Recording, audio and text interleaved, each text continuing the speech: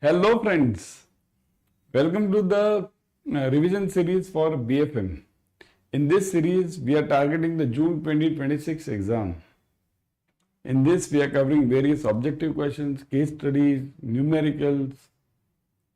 If you have watched the series, I would suggest you to watch the series completely, right from the start. Yesterday, I took the case study on LC, letter of credit case study. Before that, I took this forex numericals. So watch the series completely. It's very useful for you. We are covering all the numericals, objective questions, case studies, theory questions which are repeated in the exams. Today, I have brought a special session on objective questions on LC and trade finance. Various questions related to LCs, types of LCs, many are there. All these we will be discussing. Plus other questions related to trade also. So, and these are compulsory, module A is totally about trade finance. Watch it completely, like the video, subscribe to the channel, click on the bell icon, don't miss this. Because the exam is very near now, hardly 2.5 months. And the toughest subject is BFM. Very tough it is. Minded, it's really tough. Module A and Module B, mainly these two. C and D are also tough, but A and B are the main core. If you follow A and B properly, C and D will be easy for you. Don't miss this. Okay? So, let's start with the questions. What crucial condition must be met for a back-to-back LC to be valid based on standard banking practices? So what is the crucial condition which must be met by the back-to-back LC to be valid based on the standard banking practices? So what do you think is an important condition for back-to-back LC to be valid? The back-to-back LC must be revocable. The expiry date of back-to-back LC usually later than the master LC. The second LC issued based on the first LC, often with reduced amounts and earlier dates. The supplier must also be located in Netherlands. What do you think? Yes, back-to-back LC. Very interesting question. What do you think of this back-to-back LC? See, it will explain you many terms over here. Okay? See, important part over here is understand this. Back-to-back or transferable LC, both one and roughly the same. Only I gave you that example, transferable, same LC is transferred back-to-back, another LC is prepared. But logic remains the same. Now you tell me, simple. If this buyer in Netherlands, okay, buyer in Netherlands, okay, he gives it to the agent in Mumbai. He is the agent over here in Mumbai. This agent further gives the order to Kerala, right? Supplier. Now logically you tell me, this person is the middleman. Now if this buyer gives the order for $100, that I will give you $100. What do you think? This agent will give the further order to this person, Kerala, for $90 or $110. What will this agent do? This agent is further giving a second LC, right? So will he give this order for $90 or $110? Now this 90 can be 70, 80, anything, but less. Obviously, isn't it? Less. So if I'm getting $100, I'll further give $90, $10 I'll keep it for myself. So with reduced amounts, what about dates? See this. This buyer from Netherlands says that I want the goods before end of, let's say, any month, March 2026. I want the goods before end of March 2026. Okay, I want the goods before end of March, any year, chalo, 26, forget it, any year. Okay, before end of March. Now, this person, buyer in Netherlands, gives the instruction to this agent. I want it before March. Now, this agent is further giving the order to the Kerala person. What will this agent say? This agent will say that, okay, you give me the order by the end of April, or will you give him the order before the end of February or April 26? What will he give to this Kerala person? What do you think? What should this person, agent, further transfer this order to the Kerala person? So he will obviously transfer it for February, right? Not April. Because after he gets the goods in February, he will further pack it, repack it, and then send it to Netherlands. So reduced earlier dates. Correct? So answer will be, right? C. The second LC issued is based on the first LC, often with reduced amounts or earlier dates. Why?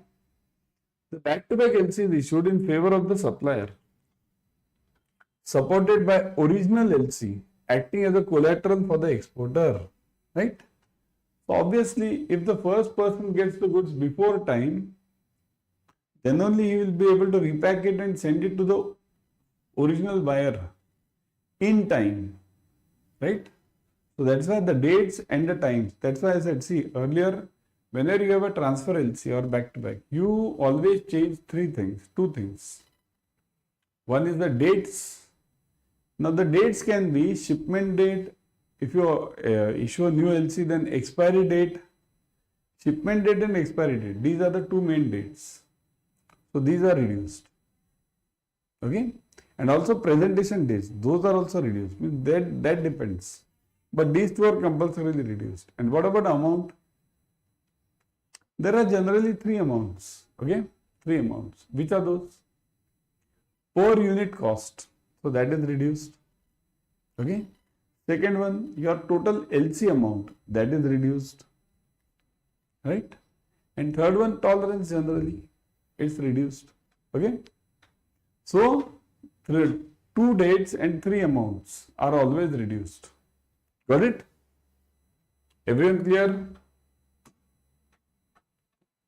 Okay with this? Case study? Understood it? Clear everyone? Let's move on to some questions. UCP 600 defines original documents with more precision.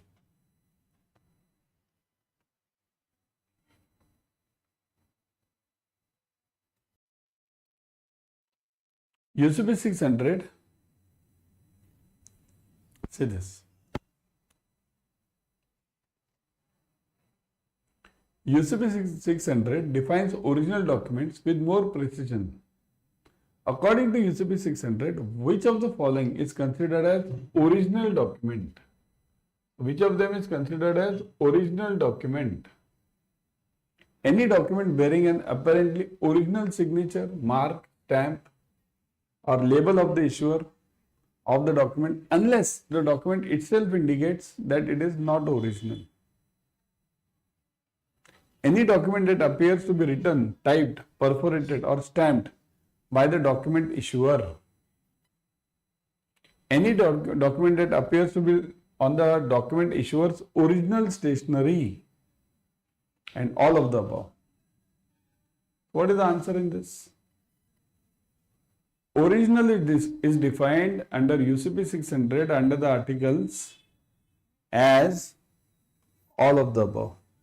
All of them are originals. Read this, very important question from the exam point of view. Okay, originals, it is asked in exam.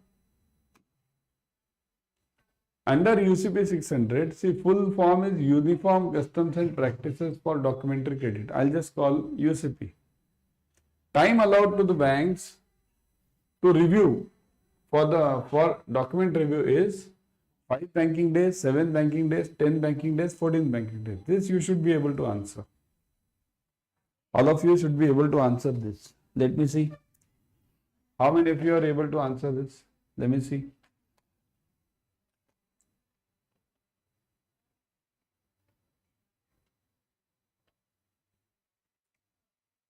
Comments, everyone.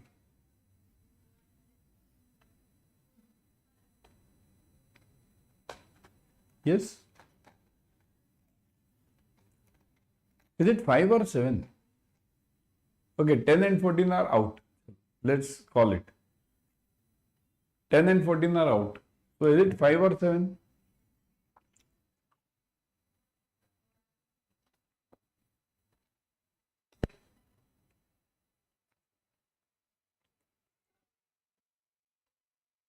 What do you think?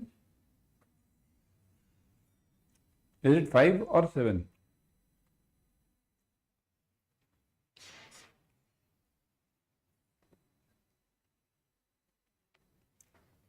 The answer is 5 banking days. Okay, 5.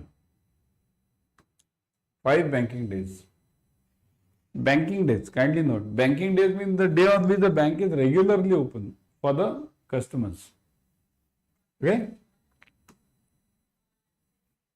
FEDAI, Foreign Exchange Dealers Association of India, has advised the valuation rates based on the ongoing market rates.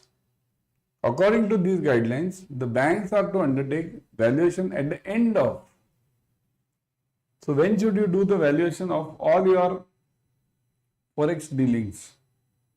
You have dollars, you have traveler checks, you have foreign currency. So you have to convert it into notional rupees. So this should be done at the end of every month, week, 3 months, 6 months. This is quite simple. You must do this at the end of every, yes, at the end of every, obviously it is obvious, everyone, comments. End of every, think.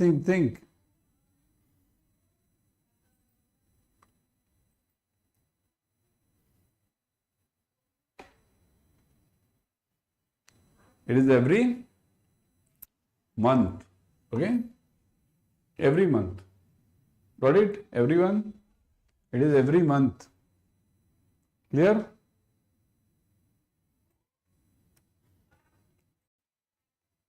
Next one.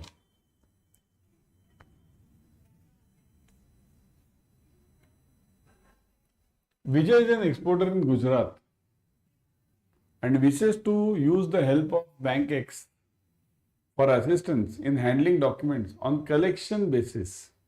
See, now it's on collection basis for sending to the foreign correspondent bank. Which type of foreign exchange facility will be provided by Bank X? So this Vijay wants to send some documents.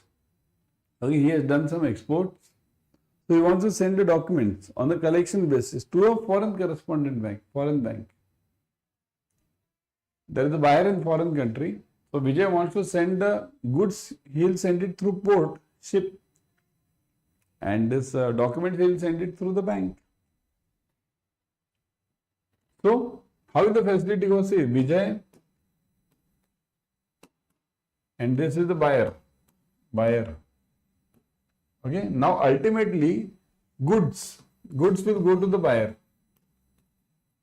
through let's say C, and documents will go through the bank. Docs will go to bank, his bank, Bank X. See, Bank X is over here. This Bank X will send it to some foreign bank, Bank Y we will call it, Bank Y. So this Bank X will send the documents to Bank Y and this Bank Y will further give it to buyer. This will be the overall process, right? So these services, what are we talking of? Which type of service facility will be provided by bank X over here? Advising on export LC, handling of export payments, collection of export bills, financing of export bills, all ABCD. So this bank X will do what type of job? What do you think should the bank X do? If you are, let's say, in that bank, so what will you do? Will you advise this client on export LC? That you prepare this LC, better it is. LC is always better. Won't you advise? Won't you handle the export documents? See, after all, whatever you do, you'll be charging that customer. You'll be getting money for that, isn't it? Bank will always charge commission for that. So it's an income for the bank, right? So handling will be done for the export documents. Collection of export bills. This will also be done. Collection of export bills means payment, receipt of payment from this bank. Bank Y will send it to bank X. And financing export bills. If Vijay wants it, if the payment terms are let's say 1 month, this bank is going to pay after 1 month. Okay? So in that case, if Mr. Vijay wants urgent payment, I want it right now to give it to the supplier. So bank will also finance, it will get interest on it, right? So bank will do all the jobs. Okay? A, B, C, D, all of them. Got it?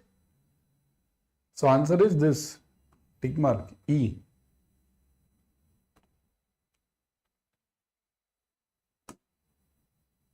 What is the objective of ISBP 821?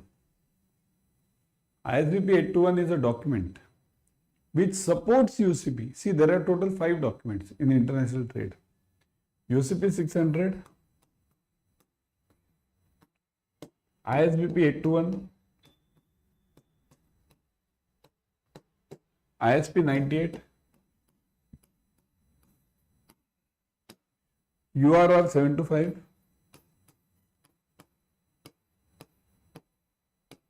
and EUCP 2.1. Okay, so these are the 5 documents. Now these 5 documents are the, you can call it the base for any international trade. Okay, mainly you require UCP and ISBP everywhere. ISP is for standby LCs. Standby LC means sort of guarantee. URR is for payment terms. Payment terms means wherever you use a reimbursing bank. And EUCP is for online, everything online. There are no physical documents in EUCP. So what is the objective of ISBP? ISBP is always there to support UCP, to provide guidance for issuance of LCs, to encourage uniformity of practice worldwide, to reduce the number of credits rejected by the banks owing to the discrepancies. Means to reduce the discrepancies, simple. To provide a set of rules for bank-to-bank reimbursement, all A, B and C. So what is the basic advantage, use of ISBP? Many of you might have typed this answer D by now, A, B and C, but that is not the answer. Because ISBP does not deal with the bank-to-bank reimbursement. Bank-to-bank reimbursement is dealt in by URR, not by ISBP. So D is out, C is out. So answer is between A and B now. To provide guidance for the issuance of LCs. This is not done by ISBP. ISBP is just a support.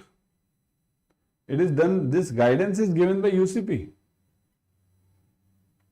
Okay? So the real answer is B. To encourage uniformity of practice worldwide, to reduce the number of credits rejected by the bank owing to the discrepancies. Means what? See, it's like this. Understand the simple logic. In your school level, you had textbook, right? Textbook. You had this for your studies. And then you purchase guides, right? You purchase the guides, various guides. So which one was important? Textbook was important or guide was important? Important was textbook, because guide is based on textbook. Guide is a support to textbook, but guide doesn't have its own existence. Same thing is over here. This is UCP 600 textbook and ISBP 821 is a guide. So this will support this textbook, but it won't have its own existence. Main is this. Got it? Done. Which type of LC is available for transfer in full or in part in favor of any party other than the beneficiary by the advising bank at the request of the issuing bank? So which LC is available for transfer? Irrevocable, revocable, irrevocable, confirmed and transferable LC. Simple, right? Transferable LC. Right? Two types of LCs. One is transferable, second is back to back. Okay? When the same LC is transferred from the agent to the third party, it's called as transferable. If a separate LC is prepared, then it's called as back to back. Simple, isn't it? Got it, everyone? Clear? Right? So now before going everyone, kindly note the new batches of Adda 24/7. They are just in the starting phase. Join them ASAP. Okay? Download the app first. By downloading the app, you will be getting 1% extra discount. Always join the batch. See, the batches over here, the target batch. You can join this target batch directly over here. In this batch, we are covering all the numericals, objective questions, case studies, everything is covered. In fact, I would suggest you to join the CAIIB Increment Mahapack. In this batch, in the Mahapacks, this batch is already included. Plus any new batches which will come, any of the batches which would come would also be included in this. Okay? So 4x validity. 4x means what? You buy for only 4 months. You get it for 16 months. 4 times. Plus discount of 82% is still there. 82%. Plus you get physical question bank. You get physical formula bank. Formula bank, physical, delivered at your home. Ebooks, mock tests, live classes, those are already there. Recorded sessions are there. Remember the code. The code to be used is Y432. Y432. Okay? Never forget the code. See this, 82% off. Plus 1% extra, you will get 83 now. 82 plus 1 by downloading the app. So 83% you are getting. Plus 4x validity. Huge it is. Join ASAP. Okay? Bye.